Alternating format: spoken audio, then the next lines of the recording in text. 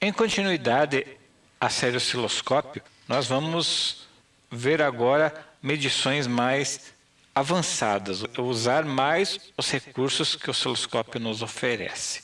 E para isso nós vamos usar um circuito para fazer o nosso estudo. Um circuito oscilador baseado em 555, que é um circuito integrado que vai nos gerar uma onda quadrada e tem todo um processo. Vamos aproveitar a característica de funcionamento desse componente e, assim, entender como fazer os ajustes, configurações do osciloscópio para enxergarmos as formas de onda envolvidas.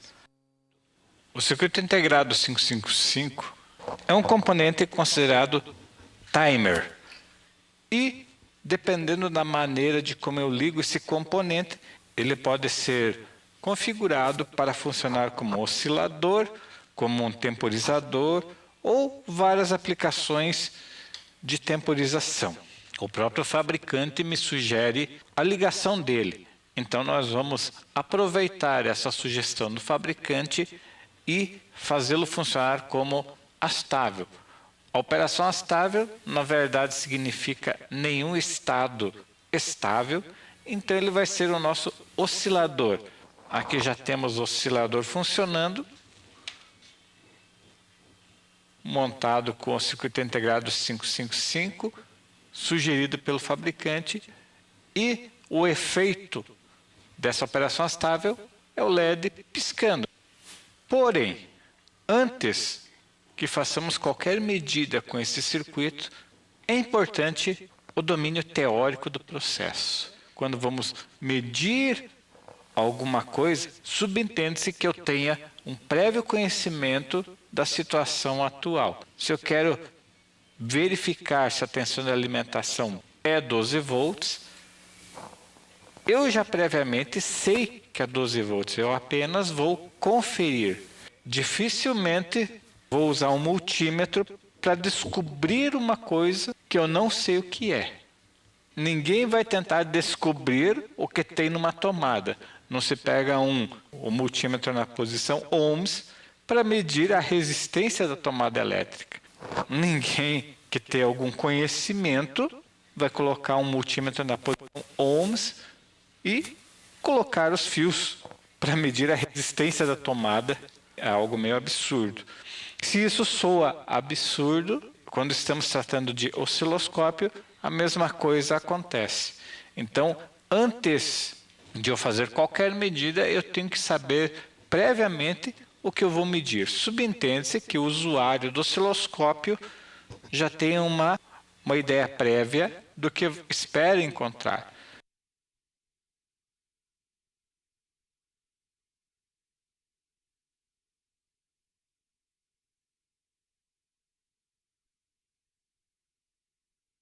Temos esse circuito montado. O que o fabricante me diz? Que o capacitor vai se carregar pela série desses dois resistores e vai descarregar pelo pino 7. E esse processo vai fazer com que a saída tenha um nível 1 ou nível 0, dependendo da situação de carga e descarga. Ou seja, o que vai acontecer? Eu vou ver aqui uma situação de carga e descarga. Essa carga vai acontecer na série dos dois e na descarga, o pino 7 joga esse ponto ao terra, descarregando o capacitor. O fabricante me diz que essa carga se inicia em 1/3 da tensão de alimentação e ela termina em 2/3 da tensão de alimentação. Sabendo o valor dos resistores e sabendo o capacitor e o ponto de tensão de início, através da equação exponencial de carga, eu posso encontrar os pontos, os valores e tempos de carga e descarga. Posso também usar as fórmulas sugeridas pelo fabricante, mas se você tem preguiça de fazer conta, então existe um método bem fácil. Se você quer saber esse tempo aproximadamente, basta multiplicar o valor da resistência pelo valor do capacitor. 20K vezes 100 micro é igual a 20 vezes 10 a terceira, vezes 100 vezes 10 a menos 6. Isso vai dar em torno de 2 vezes 10 a 0, que é igual a 2 segundos. Vou levar mais ou menos 2 segundos para carregar o capacitor. E para descarregar, a descarga é feita por 10 micro vezes 10K, que deve dar em torno de 1 segundo. Ou seja, o tempo de carga é 2 segundos, o tempo de descarga é 1 segundo. E durante o tempo de carga, a saída no pino 3, durante o tempo de carga, a saída no pino 3 é 1. E durante o tempo de descarga, no pino 3 a saída é 0. Ou seja, o LED vai acender no tempo da carga e vai apagar no tempo da descarga. Então, basicamente, esse é meu circuito osciladora estável. Como eu sei, está funcionando, mesmo sem osciloscópio. Simples. O LED está piscando. E se ele está piscando, está funcionando. Se o LED não estiver piscando, provavelmente não está funcionando. Alguma coisa deu errado na montagem. O LED, enquanto eu posso enxergar ele aceso ou apagado, ele me permite monitorar o funcionamento sem maiores problemas. O grande problema é quando aumenta a frequência. Vamos substituir este capacitor de 100 microfarad por um capacitor de 100 nano, ou seja, vamos aumentar em 1000 vezes a frequência. Agora, com o capacitor de 100 nanofarad, o LED continua piscando, mas nós vemos ele somente aceso. Visualmente, nós não conseguimos, através do LED, que é um indicador, saber se o circuito está realmente funcionando ou não. É nesse momento em que o osciloscópio se torna uma ferramenta muito útil. E na eletrônica, como as frequências são altas, não há um indicador que nós consigamos acompanhar. Então, nós precisamos do osciloscópio como auxiliar nessa tarefa. Mas, inicialmente, vamos fazer o nosso estudo com a frequência baixa. Se a alimentação é 12 volts, isso quer dizer que a minha onda quadrada de saída vai assumir perto de 12 volts e 0. Essa é uma situação que eu devo conhecer. E se aqui é 1/3 de VCC e aqui é 2/3 de VCC, então 1/3 de 12 volts é 4 volts e 8 volts. Então, nós conhecemos os níveis de tensão. Já sabemos como pré-ajustar a entrada vertical do osciloscópio. E também nós sabemos os dados de tempo, que os tempos são 2 segundos e 1 segundo aproximadamente. Então, temos os dados de tempo também. O osciloscópio já está preparado com as pontas corretas, está tudo correto por enquanto. Estou usando pontas atenuadas 10 vezes e já estão compensadas corretamente. O que nós precisamos fazer antes da medida é o ajuste dos controles do osciloscópio. Aqui tem a visão dos controles. Se nós sabemos que 12 volts é a tensão de alimentação e eu tenho 2 traços, coloco 5 volts por divisão para cada traço, principalmente para uma comparação, e depois ajusto melhor a situação. Então, eu vejo aqui que canal 1 está com 2 volts por divisão, canal 2 está com 1 volt. Vou ajustar os dois para 5 volts. Nós prevemos 12 volts máximo. Eu vou ajustar o canal 2, que está em ênfase. Então, vou ajustar o canal 2 para 5 volts por divisão. E vou trocar de canal 1, e vou ajustar para também 5 volts por divisão. Isso é muito importante para eu ter uma ideia comparativa do que está acontecendo. Então a escala vertical está correta. E a escala horizontal, que é tempo, também eu vou ajustar para o compatível com o que eu espero ver. Então o que eu espero ver é 2 segundos de tempo alto e 1 segundo de tempo baixo, já está em 1 segundo por divisão, o que vai me permitir ver 2 segundos, 2 divisões, está bem razoável.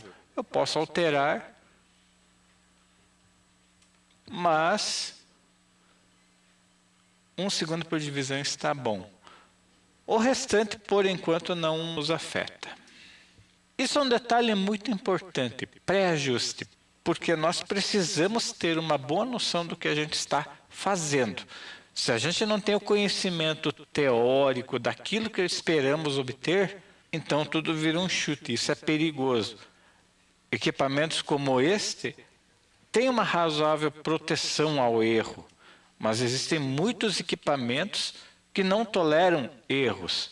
Inclusive o fabricante vende com uma inscrição bem grande, não para estudantes. Isso é uma indicação de que não é para qualquer um.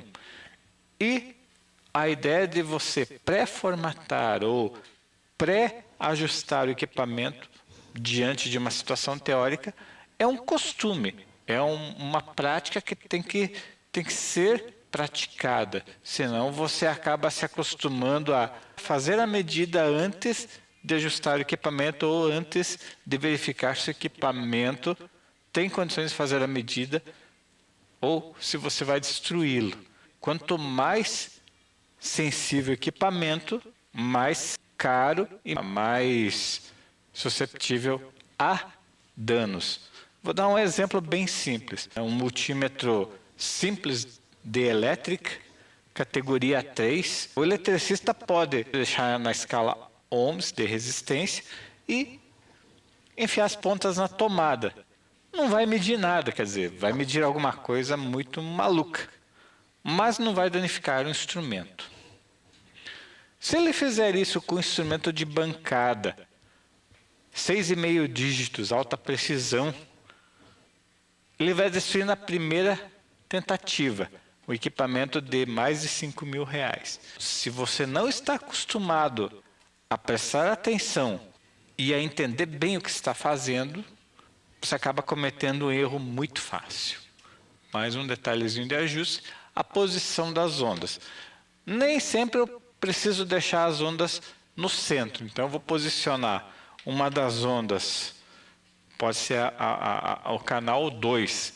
Então vou mexer aqui na posição, o canal 1 está na posição boa, o canal 2 vou colocar nessa posição.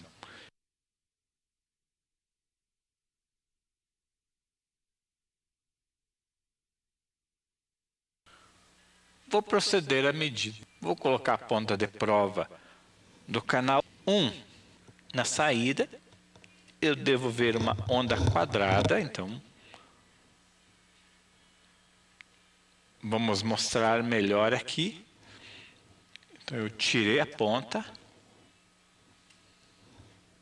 coloquei a ponta.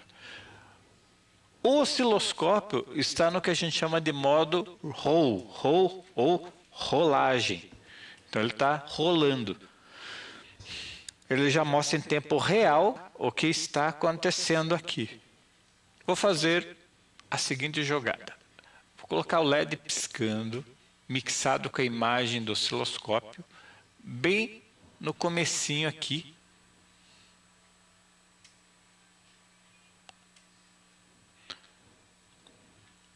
Note aqui a onda acontecendo e o LED piscando. Toda vez que o LED acende, eu tenho nível 1 na saída. E toda vez que o LED apaga, tenho nível 0. Então veja que a onda que eu estou vendo no osciloscópio acompanha a cadência do LED. E eu estou vendo isso em tempo real, ou seja, na hora que isso tudo está acontecendo. Então a gente chama isso de tempo real.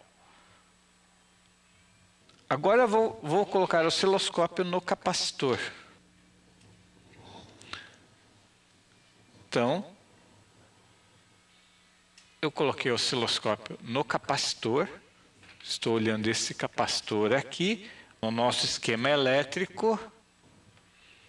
Estou olhando a forma de onda, então, nesse ponto. Estou olhando na saída. Então, vou olhar os dois ao mesmo tempo. O canal 2 eu vou colocar o 0 coincidindo com essa linha. Essa linha aqui. E o canal 1 eu vou colocar o 0 coincidindo com essa linha aqui. Aqui. Nós vamos posicionar o canal 1, que agora está em evidência ali. Vamos posicionar nesse ponto aqui. Então, estou posicionando. Dá para perceber bem ali a posição. E esperar estabilizar um pouco o sinal na tela. Eu tenho 5 volts por divisão. Vou colocar os 12 volts corretamente.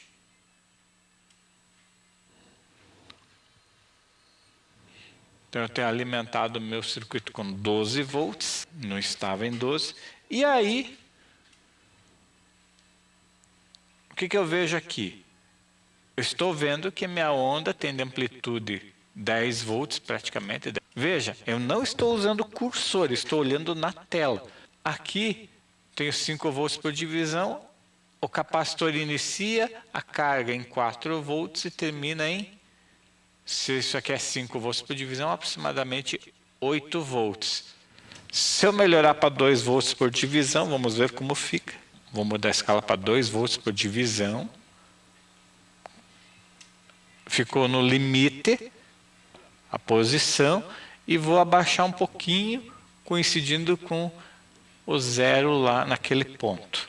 Então, vamos ver como fica.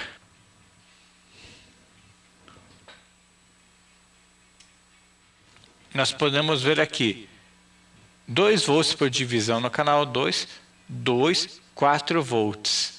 4 volts, 6, 8 volts. Então, eu estou vendo a onda iniciar em 4 volts e terminar em 8 volts. Então, vamos usar os cursores. Aqui, cursor. E aparece o menu cursores. Barras horizontais. E aqui eu tenho o meu cursor disponível. Através desse comando aqui, que vai movimentar os cursores. Eu vou poder movimentá-los. Então, vamos mostrar aqui melhor. Posso movimentar o cursor. Eu tenho 2 cursores. Eu estou movimentando o risco cheio. E cor azul porque é o canal 2. E agora eu vou trocar. Vou mudar aqui Select. Vou trocar por outro cursor e movimentar o cursor agora que está embaixo. E aqui eu tenho o meu cursor. Se eu posicionar esse meu cursor para 0, vamos posicionar para 0 e usar o cursor 1. Então, ó, eu vejo que essa onda de baixo está em 3. Veja ali, ó. Nesse valor aqui. Lá embaixo está em 3.9, praticamente 4 volts. E em cima está em 7.9, praticamente 8 volts. Então, de fato, o capacitor está carregando de 4 volts até 8 volts aproximadamente. Posso mudar o tempo para enxergar com mais detalhes. E posso parar a aquisição. Então, aqui tem um RUM stop. Posso parar para fazer alguma medida. Eu congelei na tela, apertei esse RUM stop no acquire, na aquisição. E aí, através do meu comando de horizontal, position, eu posso alterar e fazer medidas.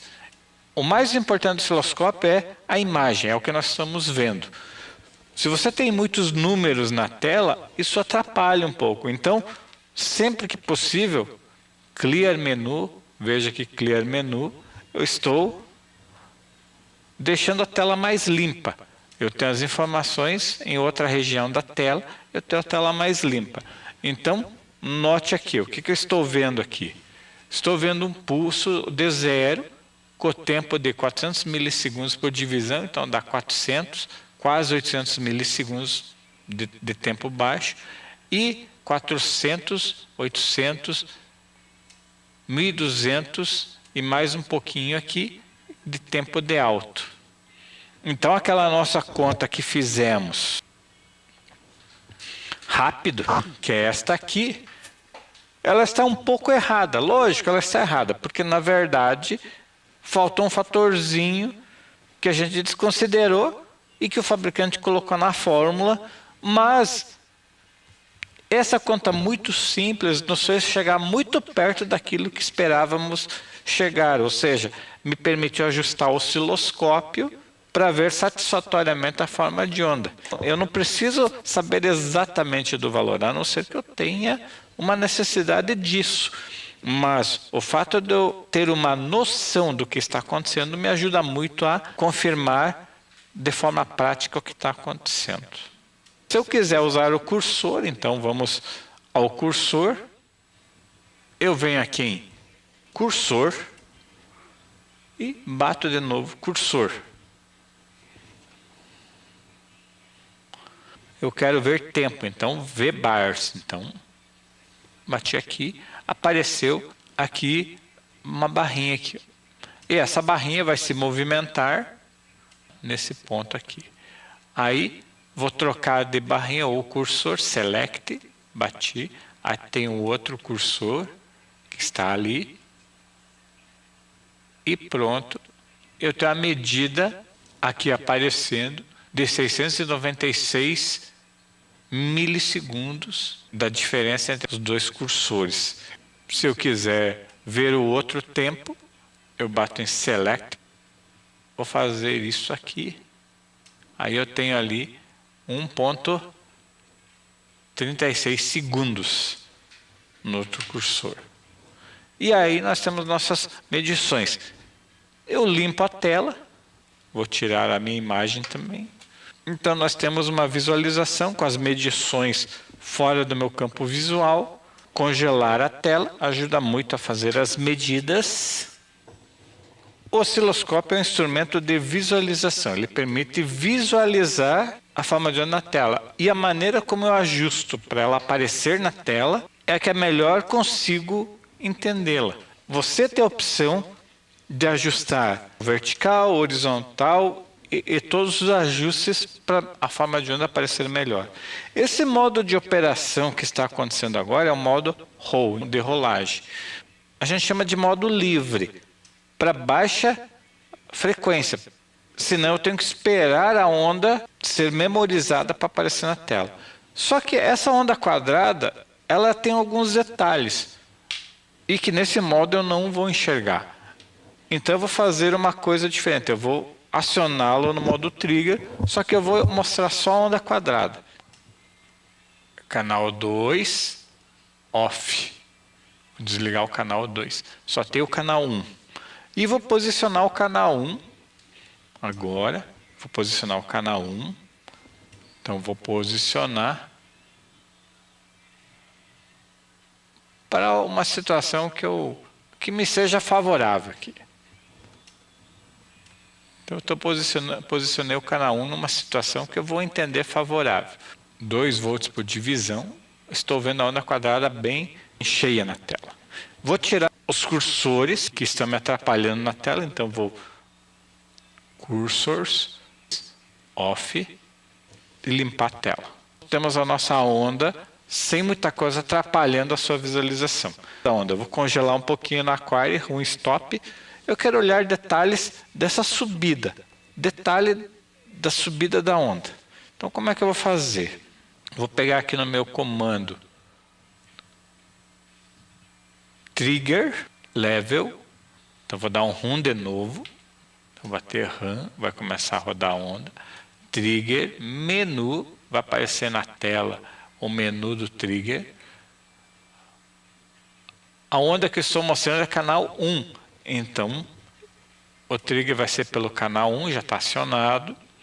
Bater o mode e colocar normal. Normal significa que ele vai acionar, vai mostrar a onda no trigger. Então, normal. E agora, sumiu a imagem. Eu vou pegar o ajuste aqui do trigger level e vou localizar esse ajuste. Olha onde que está esse ajuste. Eu vou colocar no meio. Ó, agora já apareceu a onda. Então, desde que esse ajuste do trigger esteja na onda, ele vai capturar a onda. Ok? E agora eu vou me concentrar nessa subida. Veja que eu tenho a coincidência da subida com esse Tzinho aqui. Eu tenho uma informação aqui, ó.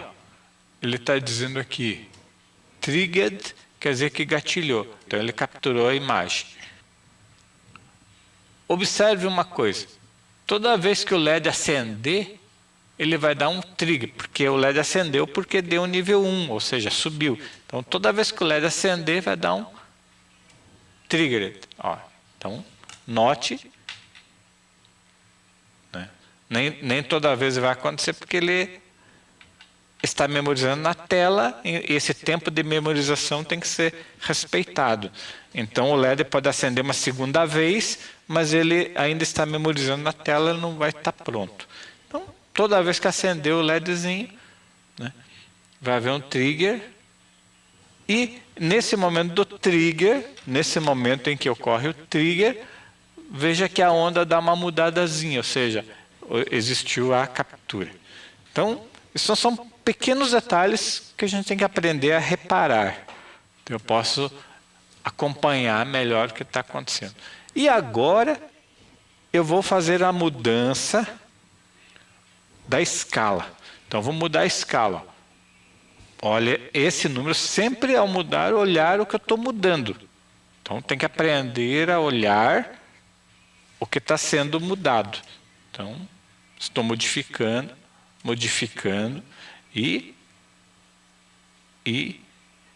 cada vez que eu vou mudando, eu tenho que sempre observar o trigger. Olha, o trigger, quando der um triggered, quer dizer que aconteceu o trigger. Então, eu estou sempre gatilhando na subida da onda e com tempo cada vez menor. Então, eu vou ajustar o tempo, 10, 5, 4 milissegundos, 2, 1, 400 micro. Opa, olha só que interessante. 200 micro.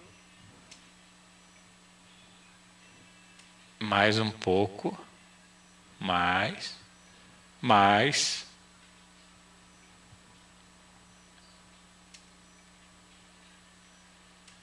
Note que eu estou mexendo aqui no tempo, está diminuindo esse tempo, ou seja, cada divisão agora é 1 microsegundo, ou 1 vezes 10 a menos 6 do segundo.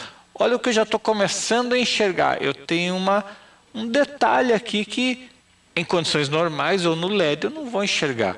Mas é uma coisa normal desse circuito. Então agora, com a capacidade de memorização do osciloscópio, eu estou enxergando algumas coisas acontecendo.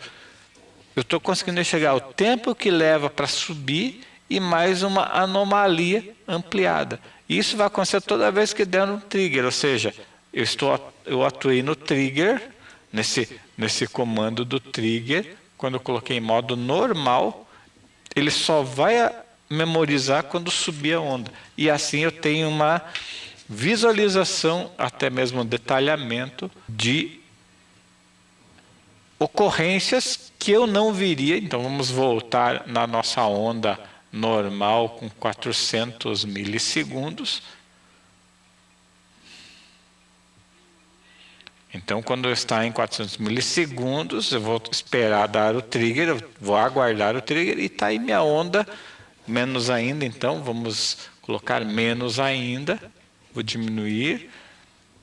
Tenho que esperar. Agora eu tenho que esperar o osciloscópio memorizar toda a onda e provocar um trigger. Daí ela vai aparecer na tela. Então o grande problema nesse caso é esperar acontecer o negócio.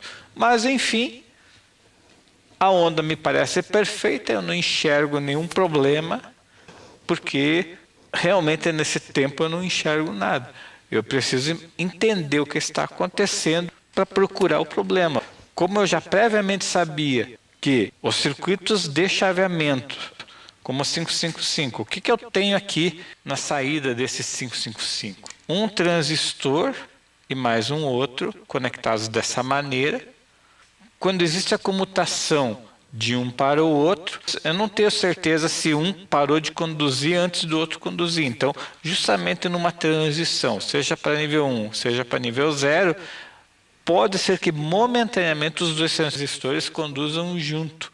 É um tempo muito curto, mas nesse tempo ele está provocando um curto-circuito momentâneo no circuito integrado. E isso gera um transitório que afeta todo o meu sistema.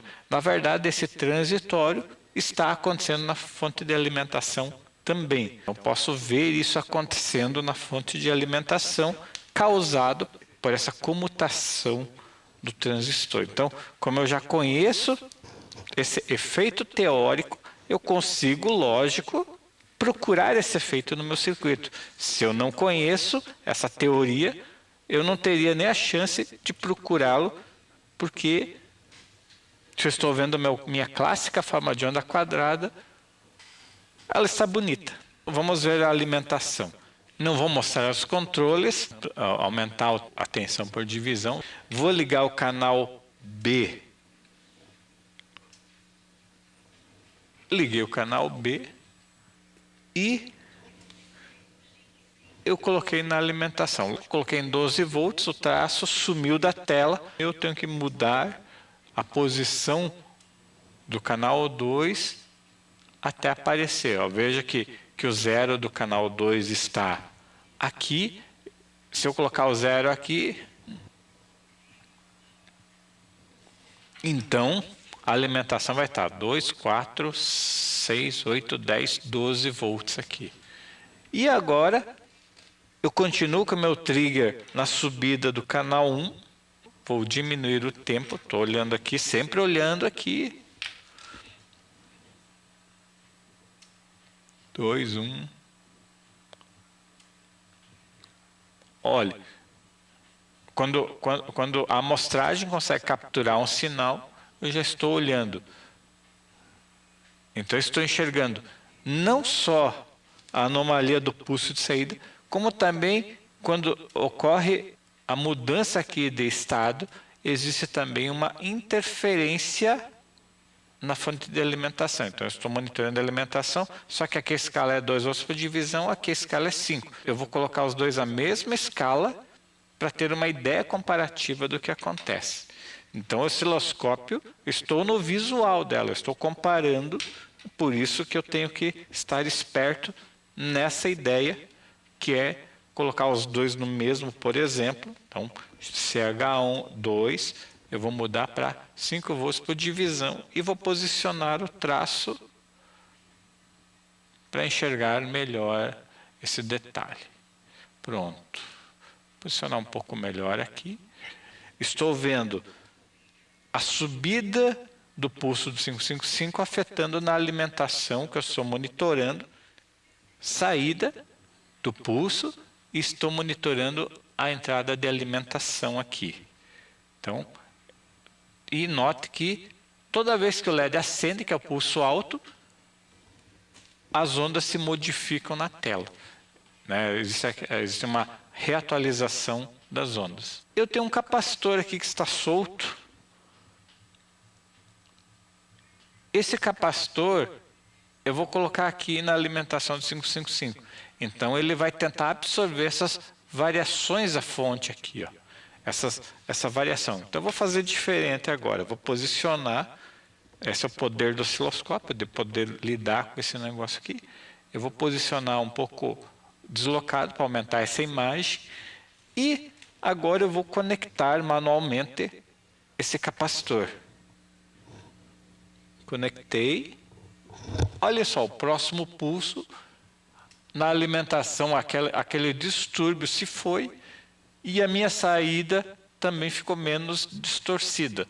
Então, na verdade, quando eu soltar o capacitor, então vou soltar o capacitor, no próximo pulso, ó, já temos um efeito da falta do capacitor.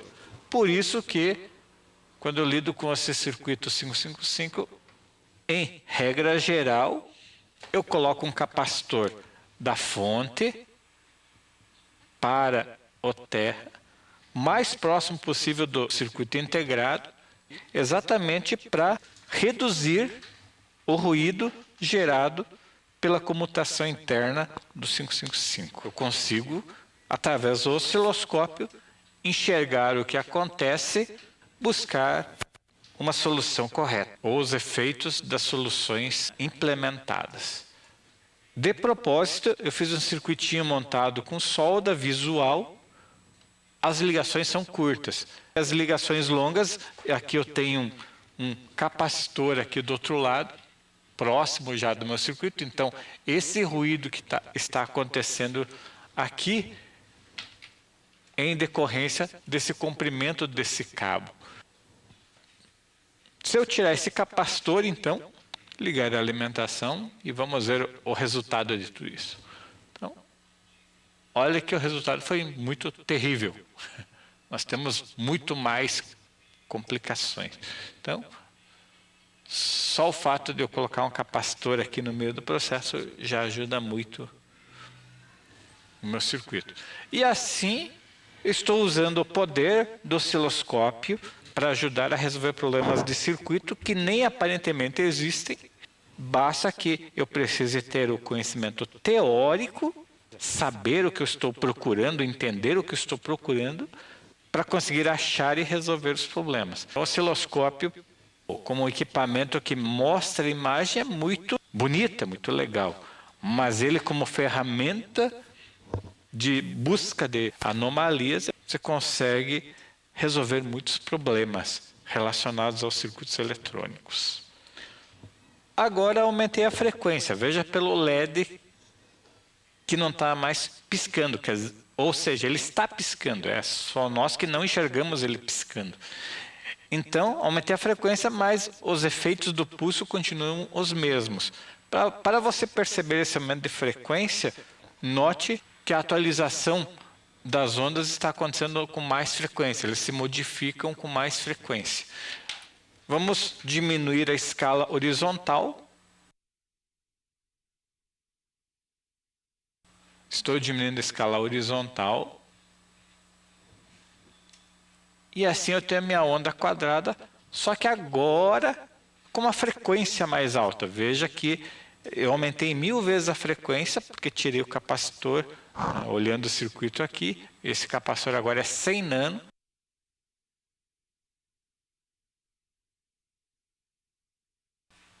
Então, o nosso tempo, em vez de 2 segundos, virou 2 milissegundos.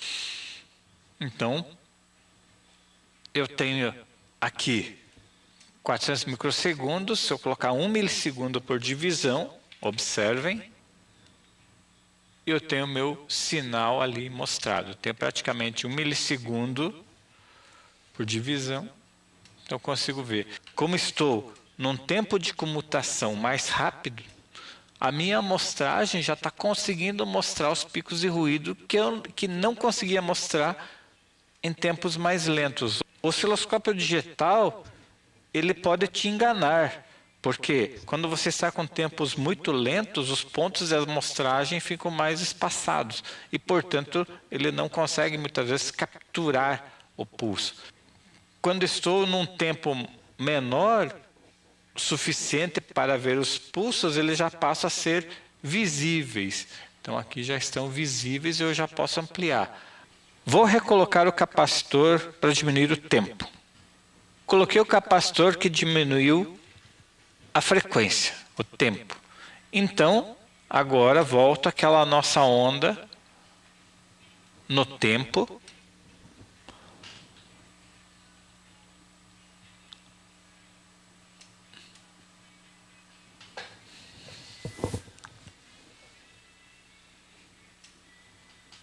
E eu não vejo mais aquele ruído.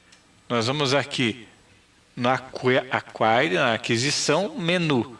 Menu aquisição. Agora eu vou estar no modo Sample. Eu vou mudar para pico, detecção de pico. Quando ele fez a aquisição, mesmo num tempo baixo, ele já me mostrou um ruído aqui e aqui, ó.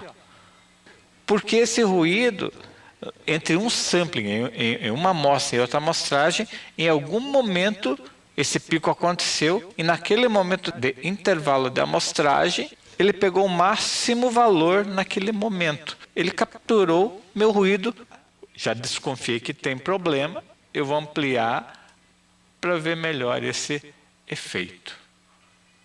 Então, eu tenho que esperar acontecer e está ali o meu problema visível. Então, esse recurso de entender, na verdade, esse não é um recurso, esse é um entendimento de como o osciloscópio faz, né, para aquisicionar os dados. E se você entende como ele faz isso, entende essas situações, você consegue visualizar as coisas corretas. Lógico, se por um lado a detecção de pico ajudou a encontrar essa anomalia, por outro lado a detecção de pico suja mais o meu sinal dependendo daquilo que eu estou observando, porque ele vai mostrar os picos e não o valor da amostragem. Já se pôde perceber que entender dos recursos do osciloscópio ajuda muito a capturar os sinais. E, lógico, voltando a reforçar o conhecimento teórico daquilo que você está fazendo é muito importante. No modo sample, eu posso observar aqui os vários picos acontecendo, só que de forma aleatória. Na verdade, elas estão aleatórias, não é porque está aleatório no circuito, é porque ele está aleatório em função do tempo de aquisição não coincidir exatamente no momento que acontece o pico. Olha aqui, está escrito aqui sample rate. Então, se eu diminuo o meu tempo, eu vou aumentar o meu sample rate. E aí eu consigo enxergar, parece que eu enxergo os picos acontecendo de uma forma mais estável. Aqui não, aqui parece que é mais aleatório. Veja só. Por quê? Porque, na verdade, ele diminuiu o sample rate. Então, quanto menor o sample rate, menor a possibilidade dele capturar picos. Então, se eu mudar no modo Peak Detect, eu praticamente, ele está pegando todos os picos que estão acontecendo, não importa exatamente o sample rate. Então, às vezes, você pode pensar que o pico está aleatório, mas na verdade ele não está aleatório, ele está se mostrando aleatório porque a amostragem está tornando a ocorrência do pico aleatória.